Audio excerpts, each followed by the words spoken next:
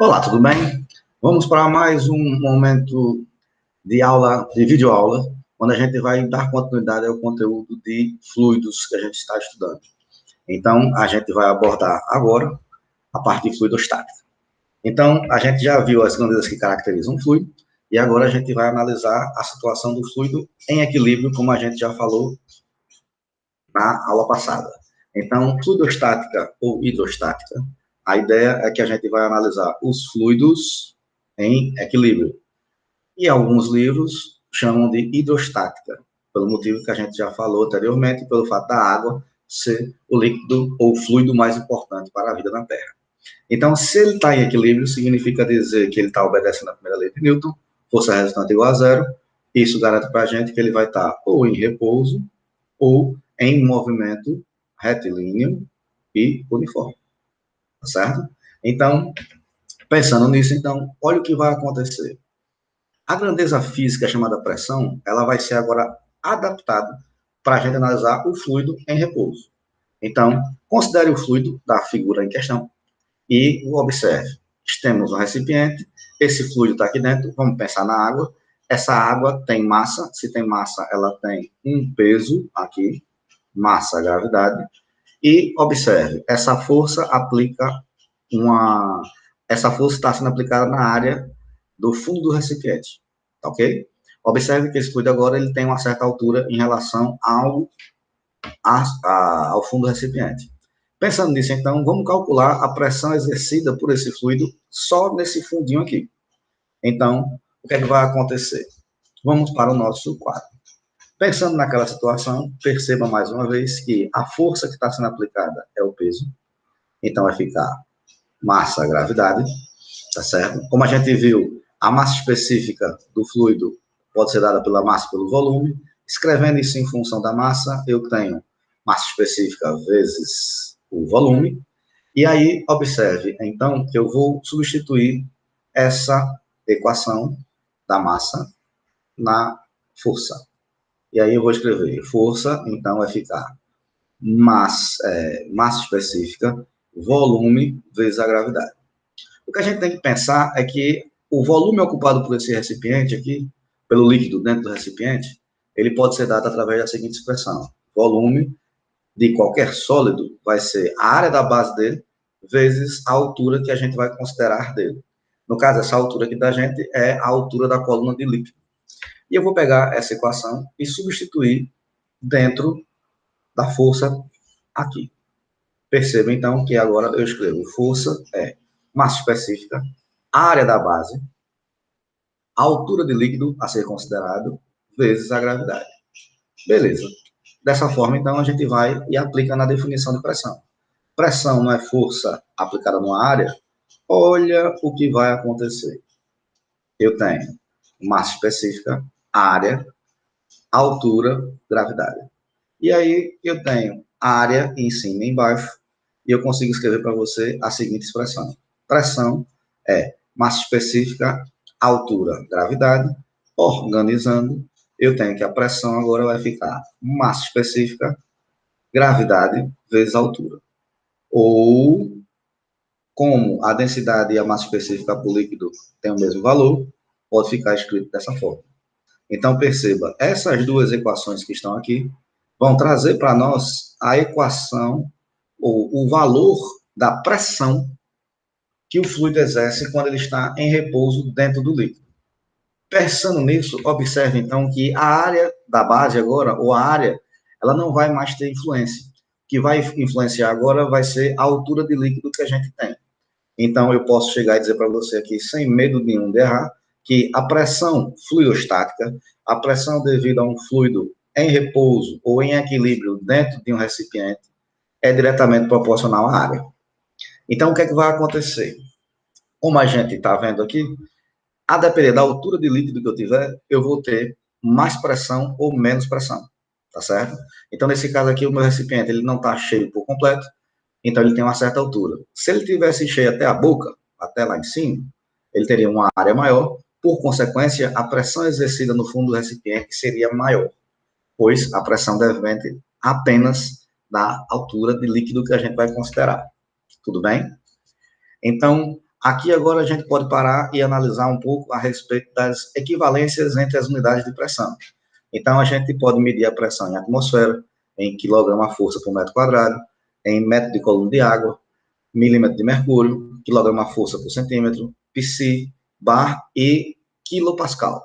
Então, perceba, o quilopascal seria do sistema internacional, tá? E aí, observe bem o seguinte, metro de coluna de água, agora você fica mais fácil de você entender como é que funciona. Porque uma vez que a pressão ela depende apenas da altura, então quanto maior a altura, maior a pressão. Então, como a água é o líquido que a gente mais utiliza, o fluido que a gente mais utiliza, eu posso colocar, então, a unidade de pressão em função dela. E aí, então, a gente consegue encontrar alguns valores interessantes, tá certo? Aí, aplicações da pressão fluidostática. A primeira coisa que eu posso mostrar para vocês é que a variação de pressão, a variação de pressão vai com a profundidade. Então, o que é que vai acontecer? Considere, então, a pressão de um fluido em repouso. E o que vai acontecer é que, quanto mais eu me aprofundo aqui, ó, maior vai ser a pressão exercida por esse fluido no fundo do recipiente, como também nas paredes laterais, tá certo? Isso aqui é interessante quando a gente vai pensar, por exemplo, numa barreira, ou num barreiro de água. Perceba que a área da base, o comprimento da base, vamos melhor dizendo assim, ele tem que ser maior do que da superfície do líquido, porque vai ter que suportar uma pressão maior. Se aguenta uma pressão maior, vai aguentar uma força maior, tá? E outra situação que a gente pode pensar aqui seria aqui, ó. Eu tenho uma alturinha, H1, e eu tenho uma alturinha, H2. Perceba que, como a altura 1 desculpa, a altura 1 é menor que a altura 2, implica dizer, então, que a pressão do ponto 2 é maior que a pressão do ponto 1. Isso a gente consegue fazer através de um experimento, que se a gente tivesse em sala de aula, a gente iria fazer. Mas aí, observe, a gente pode fazer a simulação. Então, observe, vou pegar aqui uma garrafa de água, dá 2 furos. Então, o furo que sai do furo de cima, a velocidade que sai é menor. E do furo de baixo, a altura alcançada é maior. E aí você pode pensar na situação da conservação da energia. Perceba que, analisando essa situação 1, a água sai daqui com a velocidade 1. E aí, o que é que acontece? Pensando na conservação da energia mecânica 1 igual a energia mecânica 2, a gente pode considerar que a energia potencial gravitacional em 1 se transforma em energia cinética em 2. Ou seja, massa, velocidade 1 ao quadrado sobre 2. Cancelando as massas, perceba que eu tenho uma dependência direta entre a altura e a velocidade. Então, quanto maior for a altura, maior é a velocidade. É por isso que eu consigo ver um jato maior saindo aqui no furo 2, onde ele está com uma profundidade maior. A gente pode tentar fazer aqui uma simulação e ver o seguinte. Imagina, então, que eu tenho aqui 2 recipientes e eu vou furar esses 2 recipientes. Um numa altura bem próximo da superfície e outro numa altura maior da superfície. Então, perceba. Quando eu solto aqui, ó, olha a forma que a água está saindo. Tá vendo? Então, se eu for tentar furar aqui no canto maior, perceba que essa pressão aqui, ela vai diminuindo de acordo com a altura de líquido que tem em cima dele. Ó. Então, a altura vai diminuindo, a velocidade vai diminuindo, esse jato, ele vai diminuindo, tá vendo só você? E nesse caso aqui, como a coluna de líquido é grande, mas mesmo assim está diminuindo, ele também vai diminuindo com o passar do tempo. Então, a gente pode analisar um pouco aí, para poder você visualizar que esse daqui está diminuindo mais rapidamente do que este. Por quê, professor? A altura de líquido é cada vez menor, então a velocidade de escoamento aqui é cada vez menor. Perceba, então, vai diminuindo, diminuindo, enquanto isso ainda continua com uma certa velocidade, tá certo? E aí a gente tem que ter cuidado, porque a gente não pode relacionar, a gente pode relacionar, por enquanto, com a pressão que está sendo exercida aqui, essa pressão vai empurrar o líquido para ele sair com mais velocidade. Aqui, perceba que a pressão está diminuindo, porque a altura está diminuindo, a velocidade está diminuindo. Tá certo? Perceba, vai diminuindo, diminuindo, diminuindo, até o ponto em que vai acontecer de ela, literalmente, escoar próximo ao o recipiente, e aí vai chegar um ponto que ela vai deixar de existir, porque não tem mais água em cima desse ponto. Tá certo? Então, tá aí simulação de um experimento que a gente pôde fazer em casa, como também a gente poderia fazer, e com certeza a gente faria, se estivéssemos na situação de momentos presenciais. Aí aqui eu já posso mostrar a você, ó, veja que diminuiu aqui a distância, ou seja, diminuiu a velocidade, que aqui está acontecendo um lançamento horizontal. E aí outra coisa que eu quero que você perceba é que aqui, esse da direita, pelo fato de estar mais embaixo, ele esvazia mais rápido do que o da esquerda, que está aqui em cima, tá? Então, veja que a velocidade de escoamento também, ela é diferente, porque a pressão exercida no da direita é maior e a pressão exercida no da esquerda é menor. Perceba que o da esquerda ali, agora ele vai começar a diminuir cada vez mais até desaparecer por completo. Veja que bonitinho. Vai diminuindo, até o ponto em que não vai mais acontecer. E observe que este da direita, cada vez mais que passa, vai diminuindo a velocidade de lançamento, vai diminuindo a distância. Tá vendo só que bonitinho? Vai aqui, agora vai. Uma hora vai parar. Tudo bem aí? Bacana, né? Nosso experimento. Beleza. Bom, e aí agora aparece para nós o Steven. Essa aí é uma foto dele, tá certo? E o Steven, ele foi um cara que foi preocupado em tentar analisar essa pressão do fluido. E aí ele desenvolveu vários estudos sobre estática e sobre hidrostática. Então, vamos considerar um recipiente, mais uma vez, que está cheio de fluido. E aí agora a gente vai fazer o seguinte. Dentro desse fluido, a gente vai delimitar duas regiões. A região de cima e a região de baixo. Perceba aqui, eu tenho que nessa região de cima aqui, eu tenho uma altura pequenininha, e para esse eu tenho uma altura um tanto maior, tá certo? Vou botar mais uma vez 1 e 2 aqui para você perceber. Então, a ideia do Steven foi o seguinte, vamos calcular a diferença de pressão entre esses dois pontos. Então, observe. Peguemos aqui, então, dois pontos, pontos A e B, e aí eles estão distantes de si um desnível H. Mas aí observe que A tem a sua altura A e B tem a sua altura B, tá certo? Esse ponto aqui, a gente vai chamar de desnível entre os pontos. E aí, olha o que vai acontecer. Cada ponto tem a sua pressão fluidostática, tá certo? Que depende da altura. E aí eu vou fazer a diferença de pressão entre esses dois pontos. Como B é maior do que A, então eu vou fazer pressão de B menos a pressão de A. Então, substituindo aqui as equações, perceba que eu posso colocar em evidência a densidade gravidade. E aí, observe então o que vai acontecer. A diferença de pressão entre dois pontos depende de uma constante e a diferença de altura entre esses dois pontos. E aí, Steven concluiu. A diferença de pressão entre dois pontos depende da densidade do líquido, da gravidade e do desnível entre esses dois pontos. Tá certo?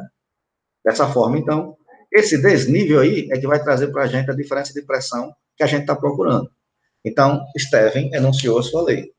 A diferença de pressão entre dois pontos no interior de um fluido em repouso, tá certo?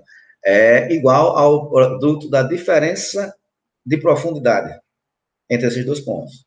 Então, perceba, a diferença de pressão entre dois pontos depende do desnível que esses dois pontos estão. E isso aí traz para a gente algumas consequências interessantes, tá certo?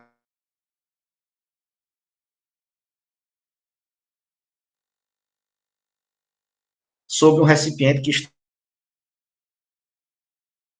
a diferença de pressão entre dois pontos depende do desnível, eu vou colocar, então, o ponto 1 na superfície e o ponto 2 no fundo do recipiente.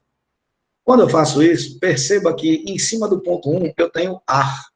Então, eu tenho uma coluna de ar aqui em cima. Então, como o ar é um fluido, ele tem uma pressão fluidostática. Então, o que acontece? Pressão no ponto 1 é a própria pressão atmosférica. E aí, no ponto 2, vai ser a pressão dependendo da profundidade do líquido. Dessa forma, então, a diferença de pressão entre os pontos 1 e 2, eu consigo escrever. Veja só que bonitinho, então, lá no nosso quadro. Opa! Nosso quadro. Então, vai ficar a diferença de pressão entre o ponto 2 e o ponto 1 é igual a densidade e gravidade, diferença de altura entre os pontos 1 e 2. E aí, observe, pressão no ponto 2 menos a pressão atmosférica é igual a densidade e gravidade A diferença de altura entre eles é H. Então, eu vou e digo, no ponto 2, a pressão é igual à pressão atmosférica mais densidade, gravidade e altura. Ou, se você preferir, a pressão total ou a pressão efetiva que está atuando no fundo do recipiente aberto, significa dizer que ele está aberto para a atmosfera, então vai depender da pressão atmosférica mais a pressão fluidostática do líquido em questão. Essa é o valor da pressão que a gente vai ter que ser levado em consideração. Perceba, cada fluido entra com a sua contribuição. O ar entra com a contribuição dele e o líquido ali, ele entra com a contribuição dele. Então, se tivesse mais líquidos ou mais fluidos, eu iria somando essas pressões, pois as pressões exercidas no fundo do recipiente, elas são acumulativas. Lembra da força? Pressão é força. Então, cada vez mais que eu vou aumentando a quantidade de corpos, eu vou aumentando a quantidade de força que vai atuando, empurrando no mesmo sentido. Tudo bem? E aí, então, olha o que vai acontecer. Podemos calcular, então, qual é a pressão exercida na base de uma coluna de água de 10 metros de altura. E aí, então, eu vou dizer para você o seguinte: qual seria a resolução disso? Bom, a pressão que a coluna de água exerce, então eu vou pensar, então, aqui que a altura de líquido que eu tenho é 10 metros, a densidade da água é 1 grama por centímetro cúbico, e eu vou calcular a pressão somente devido a esse líquido. Então, eu vou aqui e transformo. 1 grama por centímetro cúbico vezes 1.000 virou quilograma por metro cúbico. Ou seja, a densidade da água é 1.000 quilogramas por metro cúbico. Daí a gente vai e escreve. Pressão devido a essa coluna de água vai ser densidade, gravidade e altura. Vai ficar, então, 1 vezes 10 a terceira.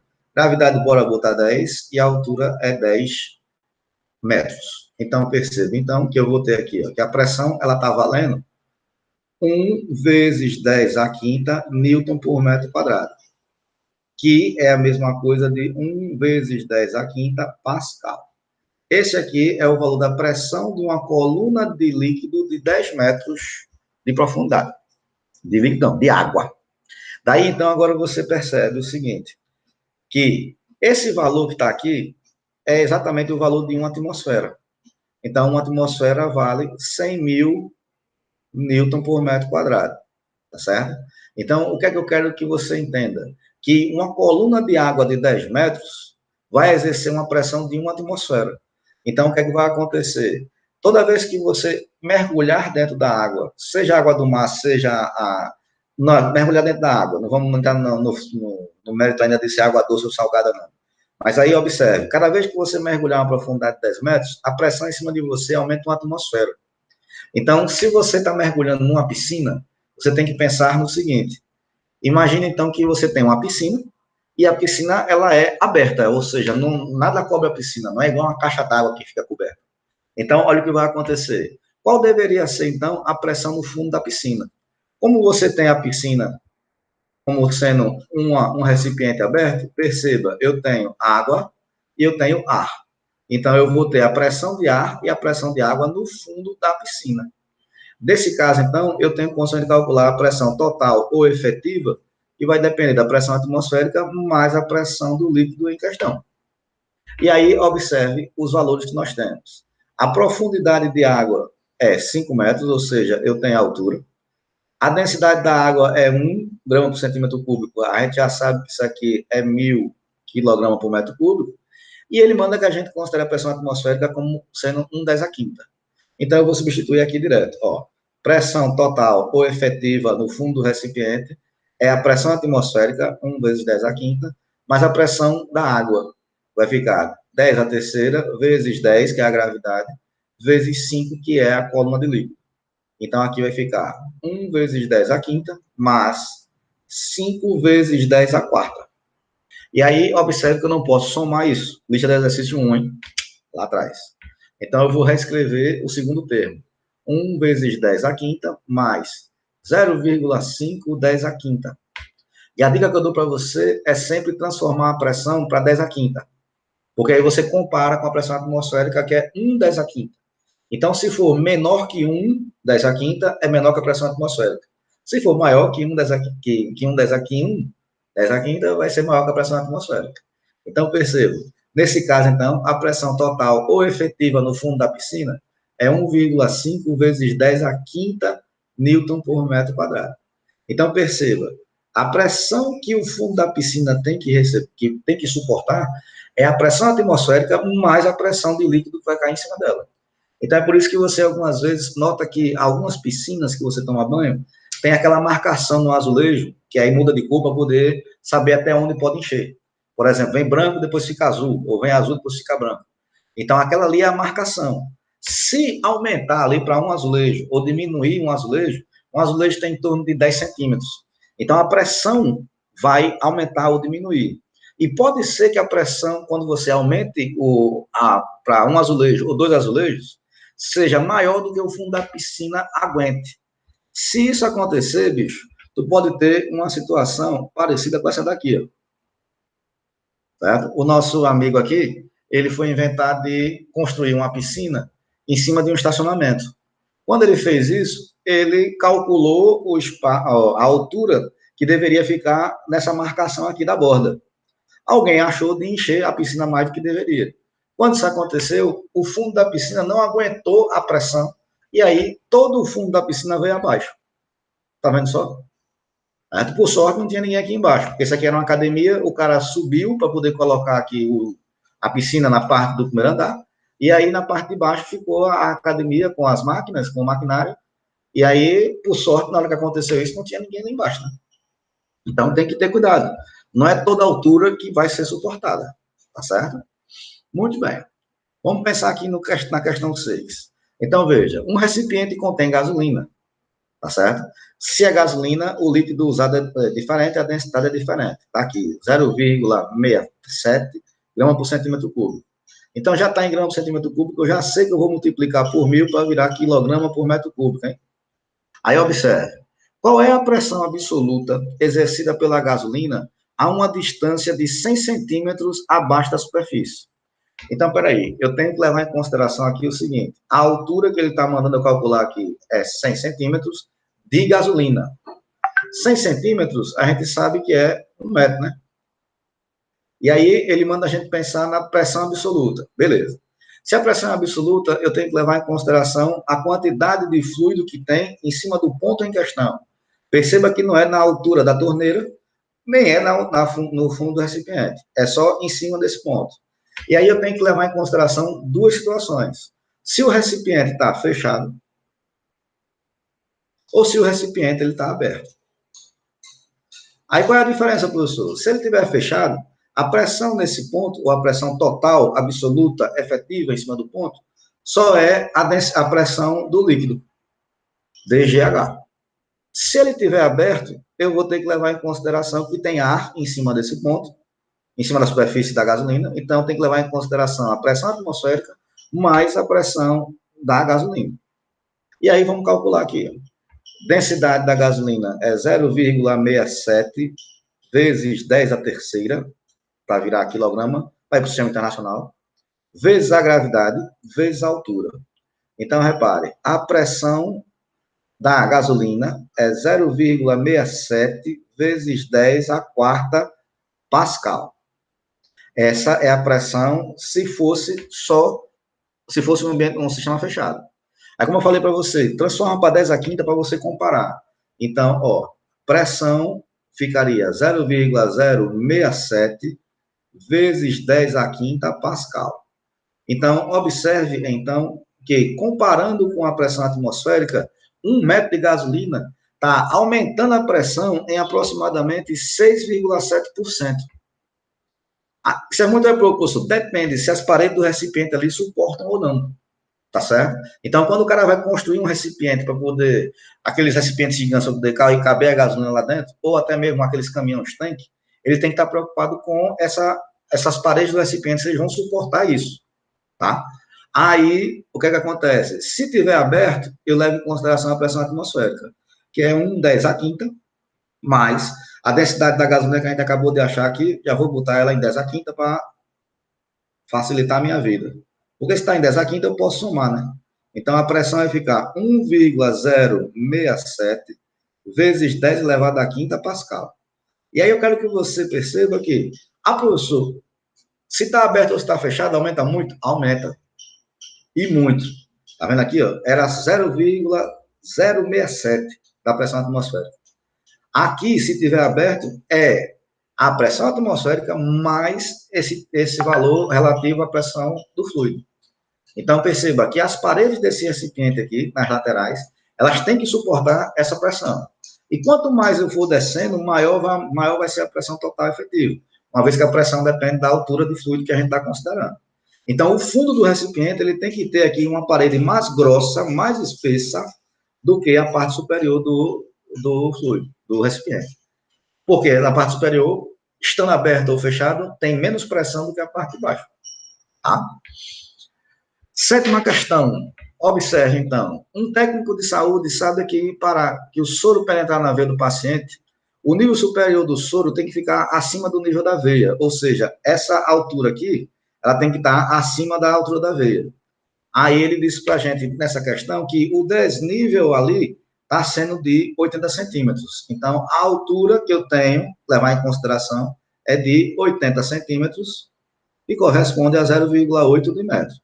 Aí tu poderia dizer, mas professor, mas de líquido não só tem até aqui? Mas eu tenho que saber até onde essa pressão está sendo exercida, porque o líquido ele não está descendo aqui pelo capilar ou por esse canudo aqui, tá certo? Por essa mangueirinha aqui.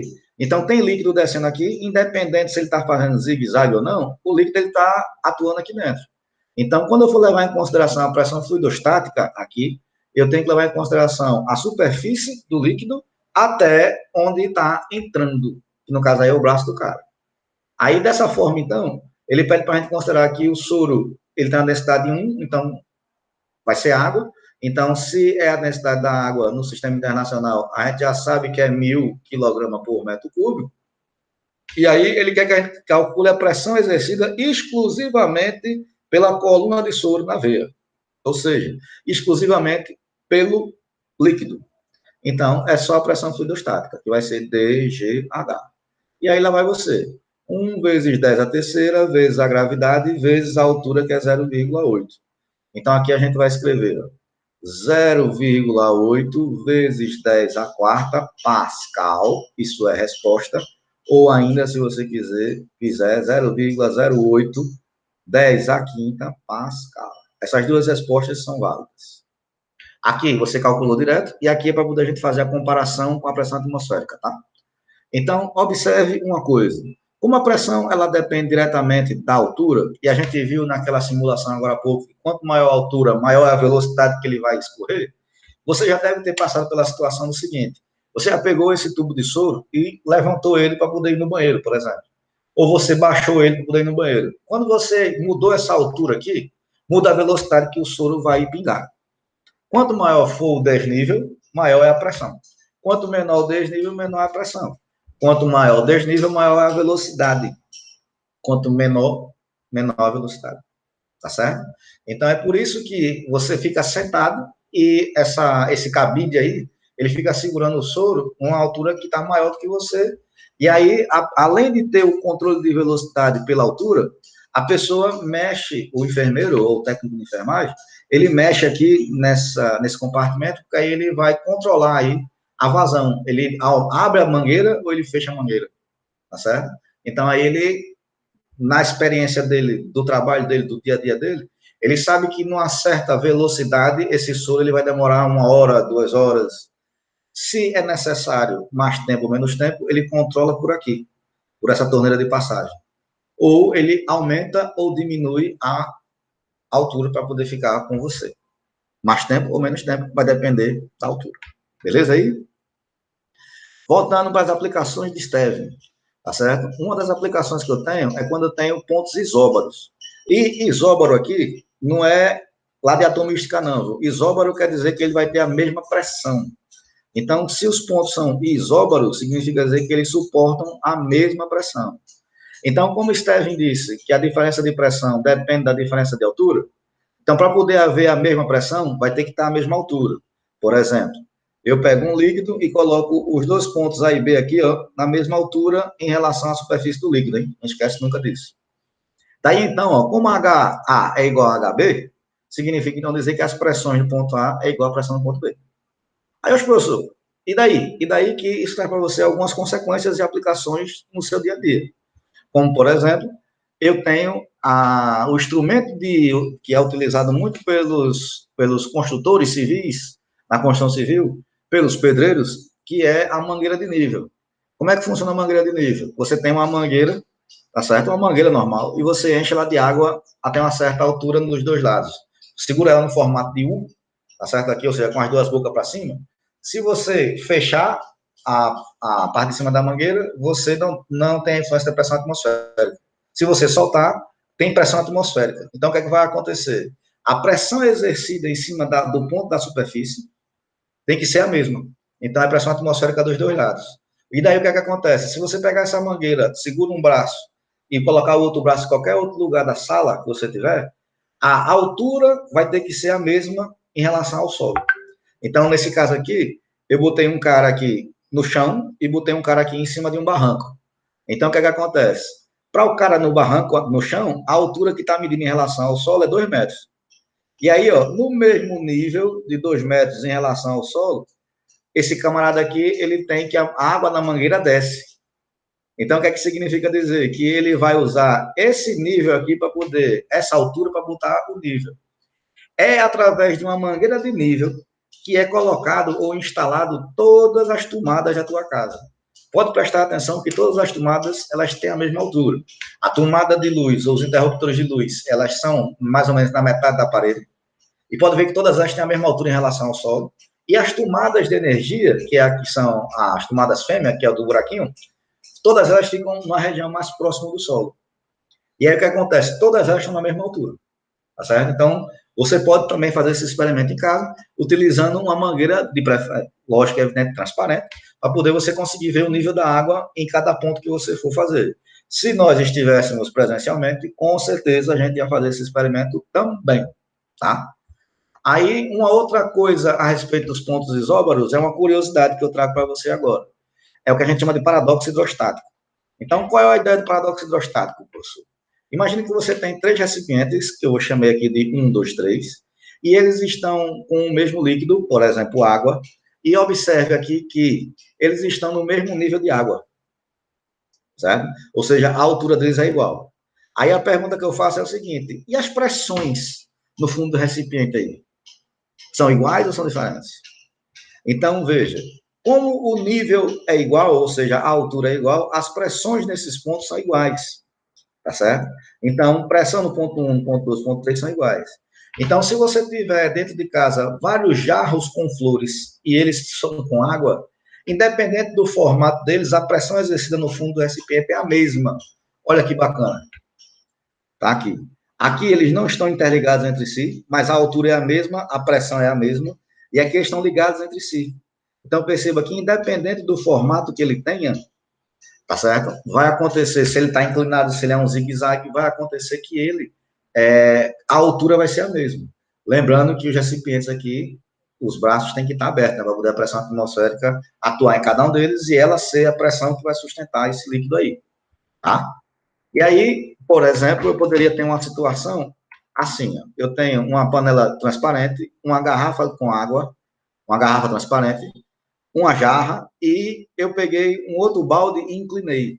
E aí eu quero que você perceba que, por conta de todos eles estarem abertos, significa dizer, então, que o nível de água deles vai ser o mesmo. Tu tá vendo só? Mesmo o cara que está inclinado. Então, você pega ele, inclina aqui e perceba que vai formar uma superfície inclinada em relação ao que você tem.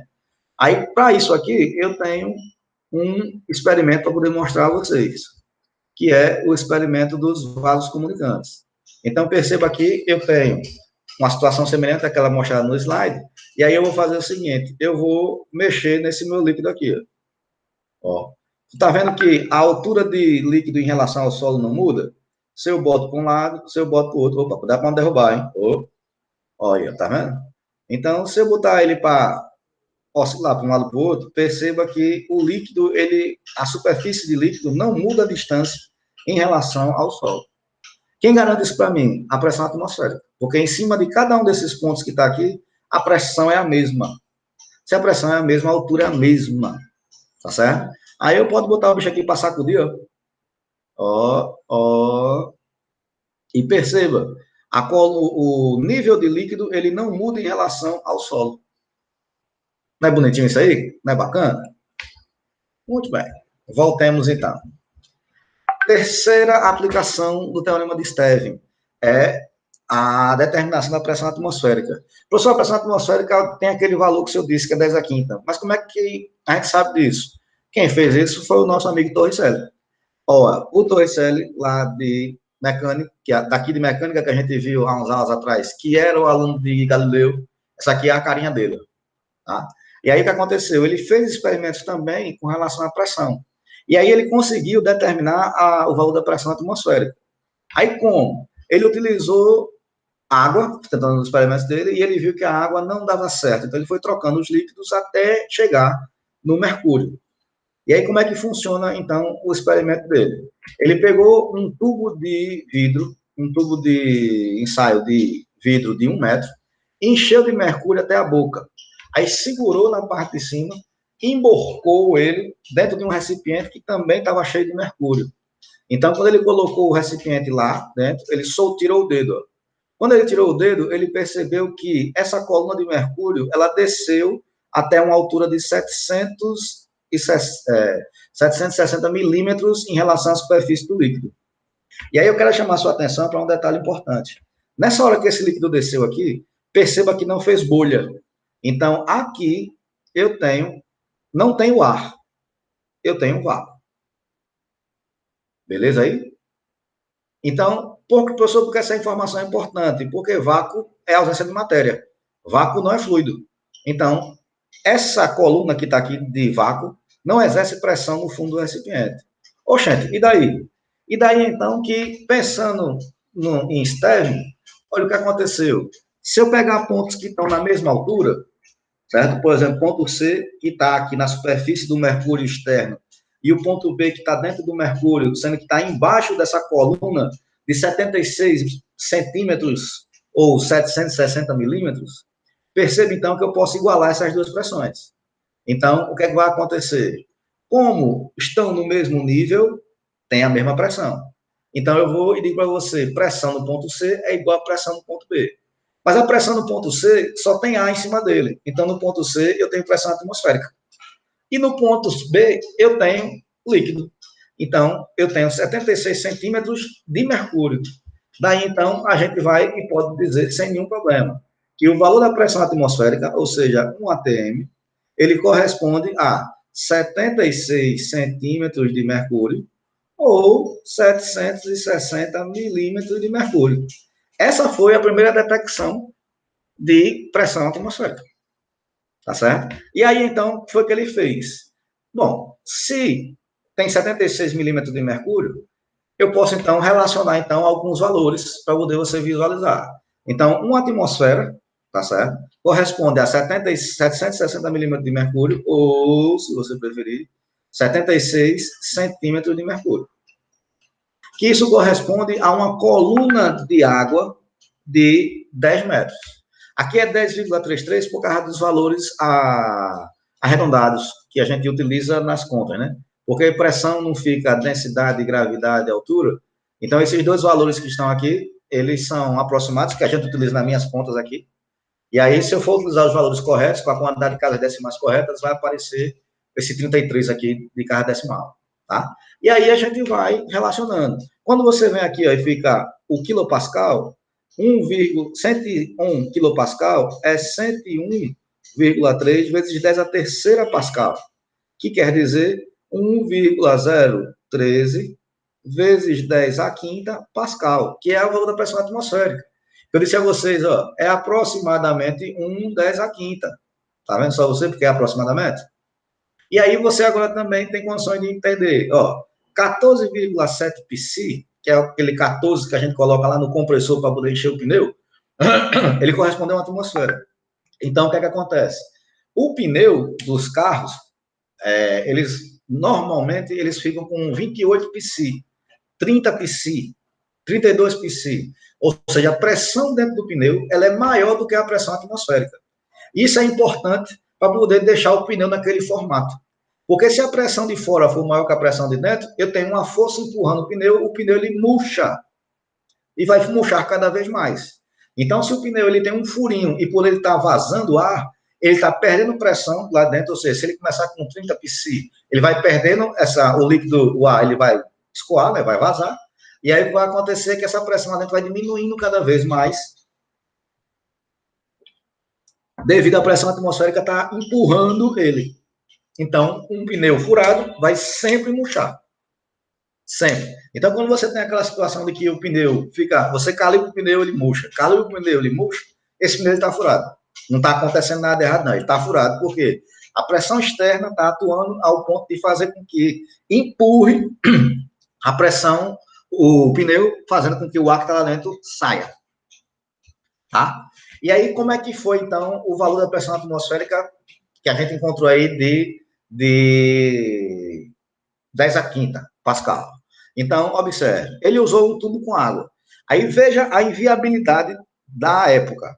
Ele precisava de um tubo com água de pelo menos 10 metros de altura, para poder repetir o mesmo procedimento que ele fez com mercúrio. E aí, então, olha o que acontece. Quando se iguala a pressão dentro e fora aqui, certo? Pressão aqui nesse ponto com a pressão aqui dentro, vamos ter que calcular essa altura de água que está aqui.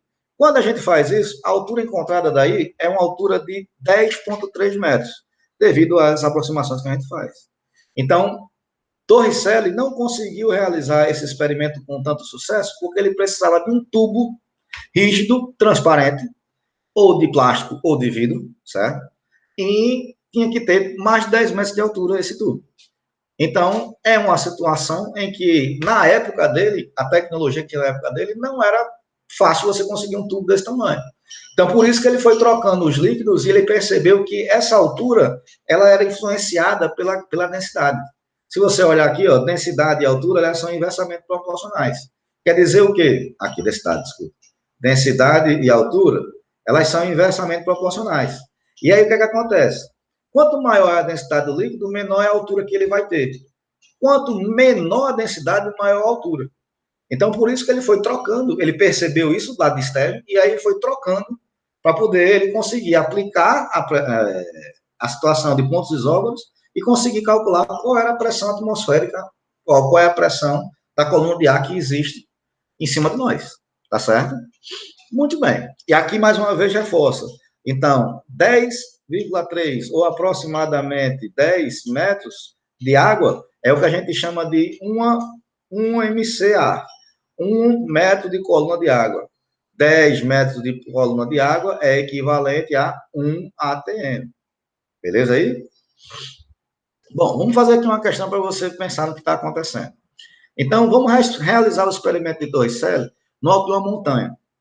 Aí, local onde a gravidade vai permanecer 10, a gente sabe que lá em cima da montanha a gravidade não é 10, tá certo? Aí verifica-se que a altura da coluna de Mercúrio é de 70 centímetros. Sabendo que a massa específica do Mercúrio vale 13,6 10 a terceira metro cúbico, ou seja, ele já deu aqui no sistema internacional, ele quer saber qual é a pressão atmosférica lá em cima. E aí, a gente tem que falar um pouquinho de geografia aqui para vocês. Veja, considere a situação que nós vamos analisar um relevo. Tá certo? Tá aqui um relevo, e aqui cheguei na beira da praia, onde aqui está o mar. Aqui está o mar. Então, perceba, esse ponto aqui é onde a gente chama de nível do mar. A altura dele em relação ao mar é 0. Mas aí, observe, eu tenho esse ponto que eu vou chamar de ponto 1, que é o nível do mar, esse ponto 2 e esse ponto 3 aqui, que é lá em cima da montanha. Então, eu quero que você pense a respeito da coluna de ar que tem em cima de você, tá certo? Então, aqui de vermelho, ó, considerando que a camada de ar, ela é limitada pela camada atmosférica, tá certo? Então, o que é que vai acontecer? Em cima do ponto 3, eu tenho uma coluna de ar 3. Em cima do ponto 2, eu tenho uma coluna de ar 2. E em cima do ponto 1, que é a nível do mar, eu tenho a coluna de ar 1, que é a altura de coluna máxima de ar que eu tenho. Então, perceba, a coluna 1 é maior que a coluna 2, que é maior que a coluna 3. E aí, eu quero chamar a sua atenção para os níveis que nós temos. Veja, a altura de coluna é uma coisa, a altura de coluna de fluido é uma coisa. Altitude é outra. Então, a altitude 1, ela é 0, porque está ao nível do mar. A altitude 2, ela é maior que a altitude 1, tá certo? Aí eu posso chamar de H, né? Eu vou chamar de A aqui, deixa de ser altitude. A altitude 1, a altitude 2 e a altitude 1. Então, a altitude 1, que é essa distância aqui, ó, e a altitude 3. Então, perceba, altitude e altura de coluna, ou nível de coluna, são inversamente proporcionais.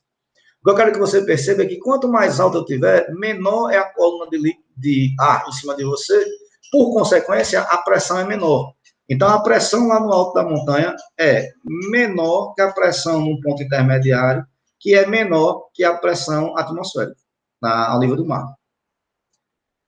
Beleza? Então, o que é que aconteceu? Se eu fizer o experimento de Torricelli no nível do mar, a altura que eu encontro de mercúrio é de 76 centímetros. Quando ele vem aqui e diz que foi feito no alto de uma montanha, ó, foi 70 centímetros. Então, quer dizer que a pressão atmosférica lá em cima é menor, tá certo? E a gente vai calcular quanto ela vale. Então, essa altura aqui, a gente já sabe que ela é, em metro, vai dar 70 centímetros, dá 0,7 metros, e aí a gente vai calcular, ó, a pressão atmosférica é igual à pressão na coluna de mercúrio, que aí seria a pressão fluidostática do mercúrio, ó, DGH de mercúrio, e aí vai ficar assim, ó, 13,6 vezes 10 a terceira, vezes a gravidade, que a gente sabe que não é 10, porque a gente aprendeu que quanto mais alto tiver, menor é o valor da gravidade, vezes a altura da coluna de mercúrio. Aí, apelando aqui para a nossa calculadora, olha o que vai acontecer, ó, 3,6 vezes 0,7. Aí, professor, por que o senhor fez isso? É para poder adiantar o nosso lado aqui. A pressão aqui vai ficar, pressão atmosférica, ó, 10 a terceira com 10 a primeira dá 10 a quarta, e o valor que vai ficar é 9,52 vezes 10 a quarta. 9,5, 10 a quarta, Pascal. Aí, isso é a resposta da questão, beleza. Mas se fosse em atmosférico, se fosse em 10 a quinta, ficaria 0,95 vezes 10 a quinta Pascal. Então, perceba, você comparando com 10 a quinta, você tem noção, é maior ou menor que a pressão atmosférica ao nível do mar. Então, neste caso, perceba que, como a coluna de líquido de mercúrio foi menor, a pressão atmosférica lá em cima é menor, que é de acordo com a explicação que a gente tinha aqui agora há pouco da geografia. Misturando geografia com física, né? E aí, então, perceba que eu consegui resolver um pedaço da questão, porque ele pediu para mim ser em Newton por metro quadrado, mas também pediu em centímetro de mercúrio e milímetro de mercúrio. Vamos escolher um dos dois. Então, veja, se 10 a quinta Pascal corresponde a 76 centímetros de mercúrio, tá certo? Quanto vai valer esse valor aqui, 0,95 vezes 10 a quinta Pascal? Não vai ser um x aqui? Então, fazendo aqui o produto dos meios pelos extremos, você vai conseguir enxergar o seguinte, vai ficar 76 vezes 0,95 vezes 10 a quinta, dividido por 10 a quinta. 10 a quinta com 10 a quinta você cancela, e aí você vai multiplicar aqui, ó. 76 vezes 0,95. 72. Então, aqui vai ficar que x é igual a 72,2 centímetros de mercúrio. Aí, e de centímetro de mercúrio para milímetro de mercúrio, professor? É só transformar de centímetro para milímetros. Então, vai ficar 722 milímetros de mercúrio. Aí, beleza, tá tranquilo. Aí alguém poderia questionar, professor, não deveria ser 70 centímetros de mercúrio? Deveria, mas o que acontece é que a gente não aproximou aqui, ó, a gravidade de 10. Se você botar a gravidade de 0,8, vai dar aproximadamente 70. Sim, com certeza. Tá bom? Bom, outra aplicação do teorema de Stevin é a história dos vasos comunicantes. A gente já viu um pouquinho deles agora há pouco. E aí, o que é que acontece? Dentro de um vaso em forma de U, eu vou colocar, por exemplo, água. E aí, eu vou colocar água aqui em um dos braços, vai encher e vai ter que ficar na mesma altura por causa de Stevin, pontos isóbaros. E aí o que vai acontecer? Em um dos outros dois braços, eu vou colocar um outro líquido, sendo que esse líquido é imissível com o anterior. Então, por exemplo, posso botar água e óleo. Quando eu fizer isso, o que vai acontecer é que o óleo ele vai empurrar a água para baixo, tá certo? E vai ter uma configuração semelhante a essa que está aqui. E aí o que é que acontece? Como esses pontos aqui ó, estão na mesma altura, eu tenho condições de calcular, fazer uma relação entre essas alturas e as densidades dos líquidos. Tá certo? Que a gente já viu que densidade e altura é inversamente proporcional. E aí o que é que acontece? Ponto 1 em cima do ponto 2, eu posso fazer a seguinte relação. Em cima do ponto 1 tem a coluna de líquido 1 e o tubo está aberto, tem pressão atmosférica. No tubo 2, pressão atmosférica, líquido 2. E aí eu igualo essas duas pressões. Quando eu igualar as duas, perceba aí ó, que eu vou cancelar pressão atmosférica com pressão atmosférica, gravidade com gravidade, vai sobrar essa relação que está aqui. Densidade e altura são inversamente proporcionais. Professor, dá uma aplicação para esse troço aí, Lidu. Por exemplo, em laboratório, a gente, utilizando uma mangueira de nível, que é um tubo em forma de U, eu tenho condições de estimar o valor da densidade de algum líquido imissível em relação à água. Porque eu poderia ter uma configuração parecida com essa daqui, e aí eu tenho um líquido lá, que ele é imissível com a água, e aí eu encho de água e faço uma configuração parecida com essa. Boto esse óleo aqui, por exemplo. E aí, como eu consigo medir essas alturas com a régua, tá certo? E eu sei a densidade da água, e aí eu consigo, através, então, dessa relação matemática aqui, dizer qual é a densidade desse líquido desconhecido. Tá certo? Bom, vamos adiante. Então, imagina essa situação aqui, ó. Tem dois líquidos imissíveis, e aí ele deu para a gente aqui, ó, estão em equilíbrio de acordo com a figura. Aí ele bota para você, ó, calcule a relação entre as massas específicas de A e B. Então, eu tenho a altura de A, a altura de B. E aí eu vou aqui e escrevo. Bom, indo direto ao ponto, ficará então assim, ó, densidade, massa específica de A, altura de A, é igual a densidade de B, a altura de B. Como ele quer a relação entre os dois, eu vou deixar aqui, ó, densidade de A vezes 10 centímetros, densidade de B vezes 12 centímetros. Aí, professor, precisa transformar a unidade? Não. Cancelei. E aí, então, eu vou botar densidade de A pela densidade de B, vai ficar igual a 12 dividido por 10. Então, a densidade de A dividido pela densidade de B vai ficar igual a 1,2. Essa é a resposta da questão. Ele quer a relação entre as massas específicas. Aí eu posso fazer assim, ó, densidade de A é 1,2 vezes a densidade de B. O que é que eu posso dizer para você aqui, olhando para essa equação matemática? Eu posso dizer a você que a densidade de A é 20% maior que a densidade de B. Então, por exemplo, aqui poderia ser água e óleo. O óleo não flutua na água, então quer dizer que ele tem densidade menor. Então, quando eu digo para você, então, essa relação aqui, ó, eu estou dizendo para você que a água, ela é 20% mais densa do que esse óleo que está aí. Aí, professor, como é que eu faria para poder encontrar a densidade do óleo? Pô, a densidade da água é 1, velho. É só o cara substituir e fazer a conta. Sacou aí? Bom, e aí o que acontece? Quando eu tenho líquidos não miscíveis e eles são colocados dentro do recipiente, o que vai acontecer é que vai fazendo camadas dele. E aí a gente vai chegar naquela configuração de uma mistura heterogênea. E aí, se ela é uma mistura heterogênea, quer dizer que eu consigo ver as fases bem direitinho.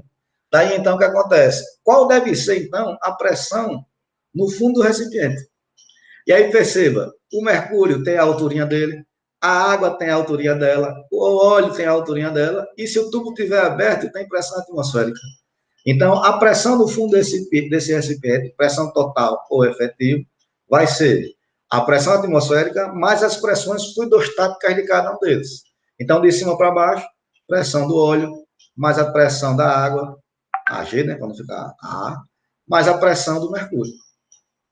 Não é bacana? Aí, professor, e a desses caras aqui? Aí você sabe a densidade de cada um deles, é tabelado, a altura você mede com a régua, você calcula a pressão no fundo desse recipiente. Não é bacana?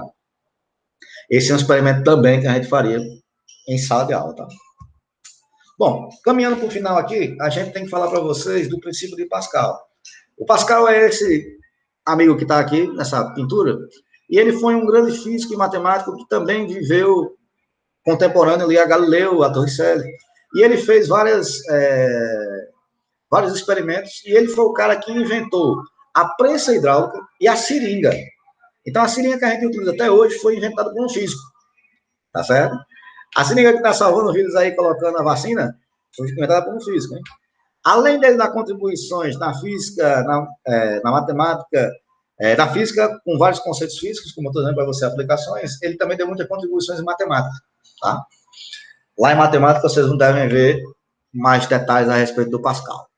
Então, veja, o que é que ele fez? Ele enunciou o seguinte, ele disse que um acréscimo de pressão dado em um líquido transmite-se integralmente para todos os pontos dentro desse líquido. Aí, como assim, professor? Algo desse tipo aqui, ó. Se você pega um recipiente aí e empurra, o líquido ele sai em todas as direções. O professor está tão ruim de ver, então bora para cá. Ó, esse aqui é o recipiente que eu tenho lá na minha figura, tá? Ele é como se fosse uma seringa e na ponta dele aqui, ó, é cheio de buracos. Tá cheio de água aí, o que é que eu vou fazer? Eu vou empurrar essa seringa. Então, perceba, a diferença de pressão que eu apliquei aqui, ela se propaga para todos os pontos dentro do líquido, tá certo? Aí, os professor, não entendi, vamos ver de novo. Eu vou rotacionar, não, eu vou ligar ele. Ó, vou rodar, ó. Tá vendo? Vou rotacionar, ó. Vê que todos eles atingem a mesma altura, tá vendo? Aí, hoje, professor, que viagem é essa daí? Onde é que o cara aplica isso aí no nosso dia a dia? Rapaz, o cara aplica isso aí em várias situações do dia a dia. Como, por exemplo, você vai tirar pasta de dentro do tubo. Quando você vai tirar pasta de dentro do tubo, você não aplica uma pressão no tubo. Essa pressão que você aplica, ela se propaga em todo o fluido lá dentro, que é a pasta, até ele sair na boca. E se tiver fechado, você pode prestar atenção que se você apertar, o tubo estoura. Porque essa diferença de pressão, ela vai se manifestar, vai se propagar por todo o fluido, e onde tiver mais fraco, vai romper. Tá certo? Aí, professor, isso tem aplicação prática do tubo, da pasta de dente. A tua descarga que tu dá no banheiro funciona do mesmo jeito, tá certo? O freio do carro funciona do mesmo jeito, tá certo? Por isso que o nome do freio é freio hidráulico, tá? E uma outra possibilidade que aparece é, como a gente já citou, ele criou a prensa. Além de criar a prensa, ele pode também ter a ideia também do macaco hidráulico. Então, como é que funciona? Imagina que você tem aqui um tubo em forma de U e você vai aplicar uma força nessa área da esquerda aqui. O que vai acontecer é que aqui dentro tem um fluido, essa força aqui gera uma diferença de pressão, essa diferença de pressão se propaga por todo o fluido, saindo do outro lado aqui com a força 2. E aí, o que é que vai acontecer? Quando você vai e analisa essa situação aqui, perceba, a diferença de pressão, ela se propaga e ela é constante ao longo do fluido. Se você aplicar, isso quer dizer que a diferença de pressão no ponto 1 é igual à diferença de pressão no ponto 2. Daí, então, olha o que acontece. Força 1 por área 1 é igual a força 2 por área 2. Então, é possível, então, você aplicar, perceba que a força e a área são diretamente proporcionais. Então, essa força 1 aqui, ela é menor do que essa força 2. Oxe, professor, como é que eu sei? Porque a área 1 é menor. Tá a figura aqui, o cara consegue ver, tá vendo? E aí dá uma aplicação prática disso aí, professor, lidou, rapaz. E se o cara quisesse, então, levantar um carro, como é que ele poderia fazer? Então, ele, de um lado, ele aplica uma força, do outro lado, ele vai ter uma força maior para poder segurar o carro. Porque o carro aqui não tem um peso. E aí o que acontece? Tem uma força para cima. Se o sistema está em equilíbrio, essa força F ela tem que ter a mesma intensidade do peso. E aí, então, o que é que acontece? Aplicando o teorema, o princípio de Pascal, eu consigo reescrever a equação e mostrar para você o seguinte, que eu tenho um multiplicador de força. E esse multiplicador de força, ele depende das áreas que estão envolvidas. Então, duas aplicações diretas, o macaco hidráulico, tá certo? Ou o elevador hidráulico, e a bomba que você tem de água. E a bomba de água que você fica dando borrifadas, tá certo? Então, preste bem atenção no experimento aqui que a gente vai simular. Então, perceba aqui, ó. Princípio de Pascal aplicado. Eu vou aplicar uma força aqui e eu vou ver o carro sendo erguido. Olha o que acontece. Certo? Que eu vou aumentar, deixar aqui na velocidade e vou deixar rolar. Ó, vou dando bombada aqui. Cada vez que eu dou uma bombada aqui, esse líquido aqui ele vai passando para a parte de cima. E aí perceba, então, que cada vez que eu dou uma bombada, eu vou elevando esse carro aos poucos. Perceba, eu aplico uma força pequena e eu vou ter uma força grande, porque essa área é pequena e a área de lá é grande, beleza? Vou aumentar a velocidade para você ver que o carro, ele realmente sobe, tá vendo? Não é bonitinho? Aí alguém poderia, professor, mas eu já vi isso aí, o cara no borracheiro, o cara vai com um macaco, parece um jacaré. Aí, por que ele é jacaré? Porque a parte da frente dele abre como se fosse a boca do jacaré, tá? Aí, beleza, enchi. O carro tá lá em cima, troquei o pneu. Mas e agora o que é que eu faço? Eu vou baixar o carro. O que é que a gente faz? A gente vai aqui, ó, e desrosqueia, o líquido sai da parte aqui de baixo, a mangueira tá fechada, ó, fecha de novo o parafuso. Porque se eu deixar o parafuso aqui aberto e for dando bombada, o líquido aqui vai ficar rodando aqui dentro. Certo? Como eu quero direcionar a direção do que o sentido que o fluido está indo, então veja, eu apliquei uma força aqui do lado de cá do fluido, essa força deu uma pressão, a pressão se propaga, vai para o outro lado. Então eu dou pressão na parte para baixo, eu vou conseguir uma pressão para cima. Não é massa isso aí, não? Beleza, bacana, bacana. Professor, mas e qual seria e com relação à energia que está aqui atuando no sistema? Aí, como o meu sistema aqui ele não é dissipativo, está havendo conservação de energia aqui, tá? O trabalho que está sendo aplicado nesse braço é igual ao trabalho que é obtido no outro braço. Então, o trabalho que eu estou tendo para poder empurrar essa alavanca aqui, ele vai ser igual ao trabalho que eu vou receber, que vai sair, ser aplicado no carro lá no braço maior. Tá bom? Muito bem. Finalizando, então, aqui nossa história. Vamos fazer uma questão, né? Então, uma prensa hidráulica em equilíbrio recebe a ação de uma intensidade de força de 20 newtons no êmbolo menor. Beleza. Então, vou chamar aqui F1 de 20 newtons e no êmbolo menor. Beleza. Calcule o peso que o corpo deve ser colocado no êmbolo maior para que a prensa fique em equilíbrio. Como eu mostrei, o peso ele vai ser igual, ou vai ter a mesma intensidade dessa força 2 que eu vou atingir, eu vou obter lá no braço que é mais largo. E aí, então, ó, ele diz que os raios de base são raio 1 é 2 centímetros, raio 2 é 10 centímetros. E lá vou eu, aplicando o princípio de Pascal, garantindo para mim que a variação de pressão é constante, eu escrevo força 1 por área 1, força 2 por área 2. E aí você tem que lembrar o seguinte, a área é circular porque está dependendo do raio aqui, né? Então, área é igual a πr ao quadrado, né? Aí lá vou eu. Substituo aqui os valores. 20 dividido por π 2 ao quadrado, que é igual a F2, π 10 ao quadrado. Excesso de π vai ficar 20 dividido por 4 é igual a F2 dividido por 100. E aí, o produto do meio pelos extremos, você escolhe aí. Tá? Eu vou cancelar aqui, ó, 20 com 4 vai dar 5 e aqui dá 1. 5 vezes 100 é 500. Então, observe, você aplica uma força de 20 newtons, recebe de volta do outro lado 500 newtons. Veja que realmente funciona como um multiplicador de força. Muito bem. Então, eu faço para você, então, o seguinte, uma consequência direta aqui, certo? Seria possível, então, a gente equilibrar um elefante e uma galinha? Um elefante de 7.000 quilogramas ou 7 toneladas e uma galinha de 1 quilo? Seria. Eu utilizaria um sistema que nem a prensa hidráulica ou o macaco hidráulico, e aí o que aconteceria? Eu colocaria a galinha na área menor e colocaria o elefante na área maior. E aí eu, com uma relação entre os pesos aqui, eu consigo identificar qual é a relação entre as áreas que deveria ter. A área que a galinha ficaria e a área que o elefante ficaria. Uma situação bem simples aqui, tá certo? Ficaria assim, ó, força da galinha, área da galinha, força do elefante, área do elefante. A força que eu estou me referindo é o peso. Então, ficaria assim, ó, massa da galinha, vezes a gravidade, área da galinha, massa do elefante, gravidade, área do elefante. Aí, excesso de massa, excesso de gravidade aí que cancela, ficaria assim, ó, 1 dividido pela área da galinha é igual a 7.000 vezes a área do elefante. Aí, fazendo o meio pelos extremos aqui, eu encontro assim, ó, a área que o elefante tem que estar tem que ser 7.000 vezes maior que a área que a galinha vai estar. Então, se, usando essa proporção, entre as áreas, eu consigo equilibrar um elefante e uma galinha, tá? Outra coisa que é uma aplicação também do nosso dia a dia é porque você toma alguma coisa de canudo, tá certo? E aí eu vou pedir para poder você explicar isso para mim.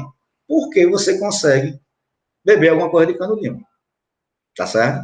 Para poder você explicar isso, você tanto utiliza Pascal como utiliza Stevia, tá certo? Então, pensando nisso aí, eu vou deixar isso para vocês pensarem, tá certo? Mas a explicação sai utilizando Stevia, tá certo? Diferença de pressão depende do nível, e diferença de pressão aplicada vai gerar uma força resultante aí.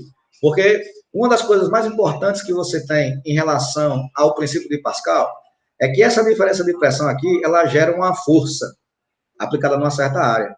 E essa força ela vai ser sempre da onde tem mais pressão para onde tem menos pressão. Então, isso justificaria porque você consegue beber de canudinho, mas também eu me lembrei que tem um vídeo aqui que mostra isso para você. Veja. Veja se já aconteceu isso com você alguma vez. O sujeito está andando de carro e aí ele quer tirar uma foto. E aí ele aproxima o celular da janela. E acontece o que aconteceu com esse nosso amigo aí. Ele está andando de avião e aí ele abriu a janelinha para tirar uma foto. Quando aconteceu isso aí, ó, perceba que a máquina foi puxada para fora, o objeto foi puxado para fora. Então, o que aconteceu ali? Uma diferença de pressão entre dentro e fora gerou um empurrão para fora. A pressão de dentro é maior que a pressão de fora. Esse é o mesmo efeito que a gente vê em filmes quando está dentro do avião e alguém dá um tiro e pega na carcaça do avião. A carcaça do avião fura, vai funcionar como se fosse a janela, então tudo vai ser sugado para fora. A gente vê em filme, no caso de avião, e também vê em filme que acontece também em estação espacial, em foguetes. Os caras estão andando de um lugar para o outro no espaço sideral, e aí, quando acontece o furo da carcaça da nave, dá uma diferença de pressão e tudo é jogado para fora. Tá certo? Então, o que é que acontece aí? O princípio de Pascal aplicado na tora. Tá? Muito bem. Para finalizar a aula da reta, vou falar para vocês aqui do princípio de Arquimedes. Tá certo? E aí, o princípio de Arquimedes, ele vai trazer para você o seguinte, é a ideia da flutuabilidade, tá certo? Então, quando a gente tem um corpo mergulhado dentro de um fluido, esse fluido, ele reage com uma força ascensional. Essa força ascensional, porque, observe, todas as componentes horizontais aqui, elas vão se cancelar, porque elas têm a mesma intensidade, o fluido está empurrando esse corpo, mas de baixo para cima não tem uma força que vai ser contrária. Então, vai aparecer uma força ascensional, e essa força ascensional é o que a gente chama de empuxo. Então, o que é o empuxo? É uma força de baixo para cima, uma força ascensional, que ela tem a intensidade igual a do peso do líquido que é deslocado. Aí, como assim, professor? Quando você coloca o objeto dentro do líquido, o líquido ele não se desloca para poder entrar outro corpo? Afinal de contas, dois corpos não conseguem ocupar o mesmo lugar no espaço? Daí, então, quem descobriu isso aí foi o nosso amigo Arquimedes, que tem mais um mito a respeito da descoberta dessa equação, ou desse conceito físico, que é o mito do Arquimedes, que ele mergulhou dentro de uma piscina, a água saiu, ele percebeu que quanto mais o corpo dele entrava, mais água saía, ele ficou tão chocado com isso aí, que saiu correndo nu, que ele estava tomando banho num canto da cidade, e aí ele foi correndo para o laboratório dele para poder terminar o experimento que ele estava fazendo. Ele saiu tão contente e emocionado com isso, que ele saiu nu, gritando no meio da rua, Eureka, que em grego significa descobrir. Então, quando ele percebeu que dois corpos não conseguem ocupar o mesmo lugar no espaço, então, quando o corpo dele ia entrando, o líquido ia saindo.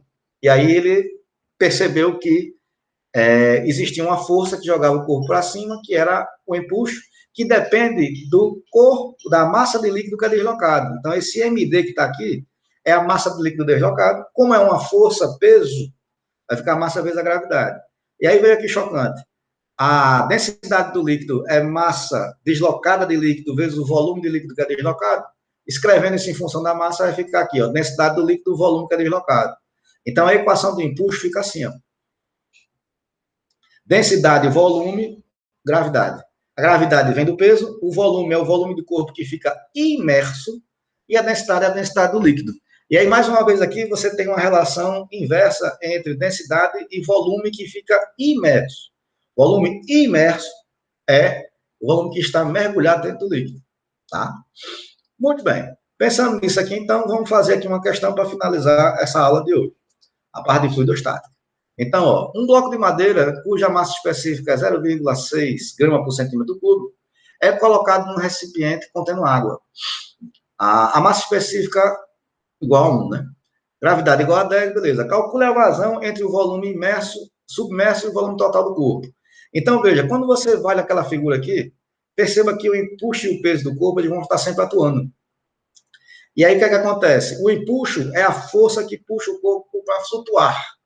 E aí, como eu falei para vocês, numa situação que está acontecendo do corpo ele flutuar, ou seja, dele boiar, o empuxo ele é igual ao peso. Vamos analisar isso lá no quadro. Quando eu tenho a situação de que está acontecendo a flutuação, eu tenho a situação de que o empuxo ele é igual ao peso.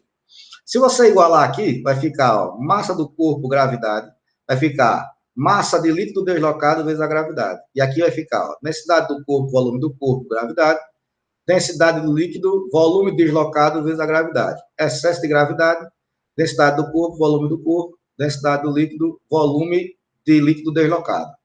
Esse volume de líquido deslocado, aqui, ele é o volume de corpo que está imerso dentro do corpo, dentro do líquido, beleza? Então, olha o que acontece. A relação entre as densidades é que vai garantir para mim se vai acontecer flutuabilidade, se o corpo ele boia, vou botar aqui, boia, no sentido que ele vai ficar com uma parte do seu corpo externo ao líquido, tá certo? Ou se ele afunda. Então, lembra que agora há pouco a gente disse que, dependendo da densidade, o corpo ele afunda ou boia? Exatamente. Vai depender aqui da relação entre essas forças que estão aqui. O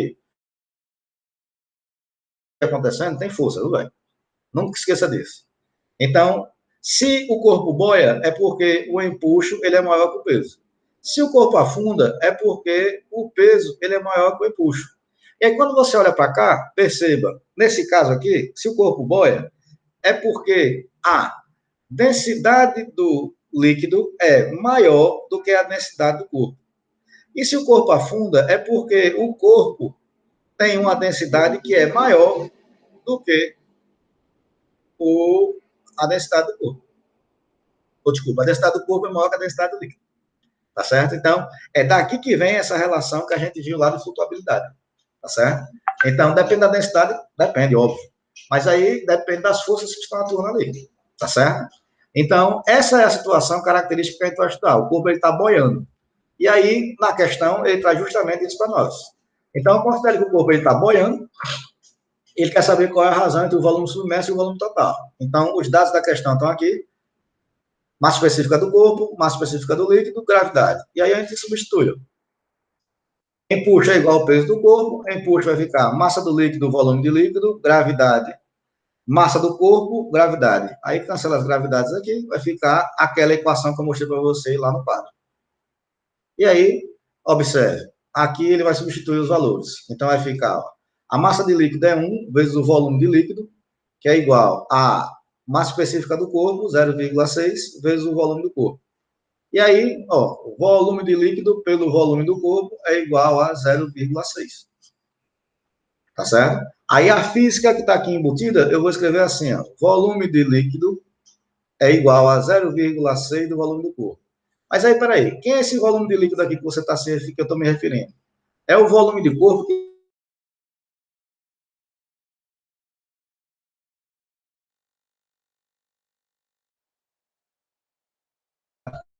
Tá certo?